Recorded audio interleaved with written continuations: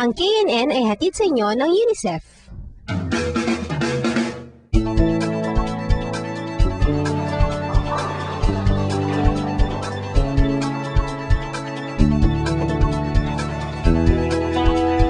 Sinulat na po ni Pope Benedict XVI na kanyang stewardship sa ngayong 1.1 bilyong miyembro ng...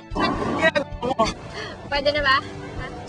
Kaya alam mo, kung gusto maging radio announcer, kailangan medyo marunong kang mag-adlib para hindi halatang nagbabasa ka. At saka dapat medyo mag-modulate ka.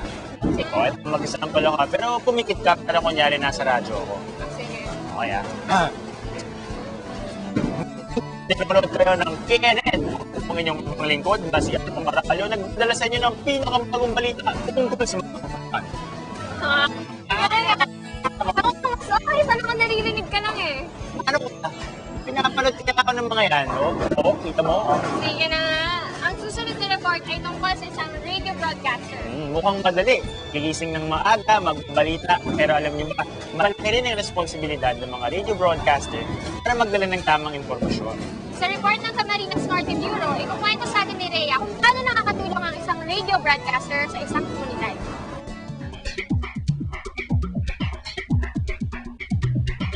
Pangulong George W. Bush dahil Ang boses na ito ang gumigising sa akin tuwing umaga.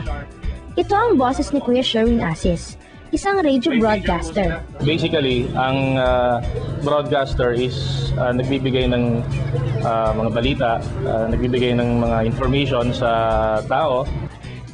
Hindi lang pala basta-basta pagre-report ang ginagawa ng isang radio broadcaster. Tingnan nyo na lang ang buhay ni Kuya Sherwin.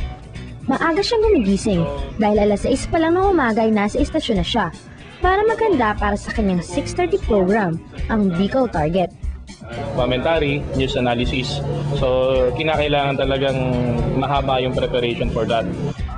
Pagkatapos nito, konting pahinga lang bago bumalik para sa ikalawang bahagi ng kanyang programa, kung saan inihahatid naman niya ang mga iba't ibang balita mula sa mga kasamahan niyang field reporters.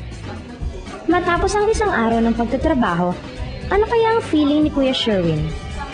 Masaya kahit may pressure, alam mo yun? Kasi kontento ako pag may feedback na maganda galing sa community.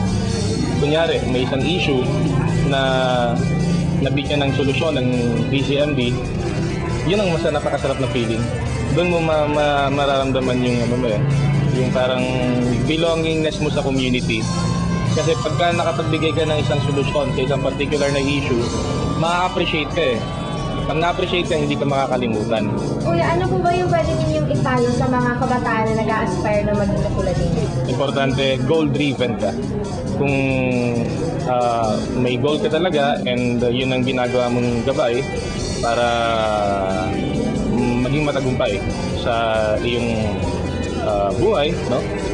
Tiyak ma-reach mo yung iyong ambition na maging hindi lang isang basta broadcaster, kundi isang mahusay, magaling at kinikilala, credible broadcaster. Kahit may pressure, kahit nakakapagod, fulfilling ang maging broadcaster dahil nakakatulong ka sa iba. Kaya kayong mga nagnanais na maging bahagi ng media, sige lang guys, follow your dreams. At baka balang araw, boses nyo na ang gumising sa amin sa umaga.